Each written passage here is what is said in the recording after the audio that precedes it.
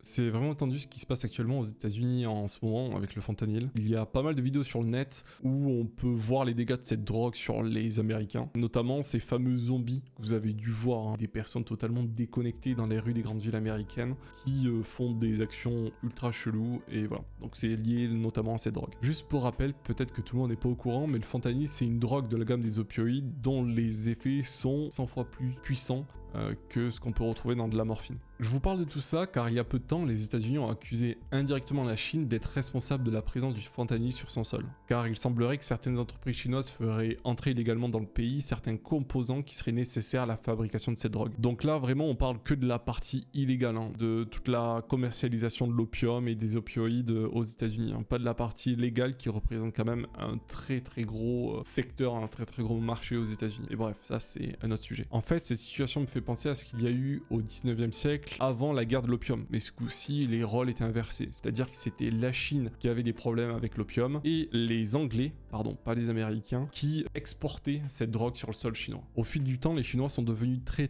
dépendants à l'opium, ce qui a entraîné un affaiblissement de la population comme ce qu'il se passe aujourd'hui aux États-Unis, un affaiblissement de l'économie et donc par conséquent du pays en lui-même. Bien évidemment, quand la situation est devenue très critique, la Chine a pris certaines dispositions pour mettre un terme au commerce de l'opium en éradiquant le mal à la source, c'est-à-dire en détruisant les cargaisons d'opium envoyées par la Grande-Bretagne. Forcément, lorsque la Chine a pris ses mesures contre l'opium, elle s'attaquait indirectement à la Grande-Bretagne qui a tout de suite défendu ses intérêts, qui a conduit à la fameuse guerre de l'opium. Conclusion, la Chine a perdu cette guerre et comme tout bon perdant de l'époque, elle a dû faire des concessions inégales en cédant certains grands ports chinois à la Grande-Bretagne, dont Hong Kong. Ah oui, au fait, petit aparté, voilà pourquoi Hong Kong est une région administrative spéciale de la Chine, car elle a été en fait concédée aux Anglais après sa défaite lors de cette guerre. Pour revenir aux accusations des États-Unis envers la Chine pour le fentanyl, il suffit d'imaginer. La Chine est en guerre économique avec les États-Unis, a vécu une situation similaire et peut aujourd'hui se venger indirectement des Occidentaux qui l'ont rabaissé quelques siècles plus tôt sur la base d'une situation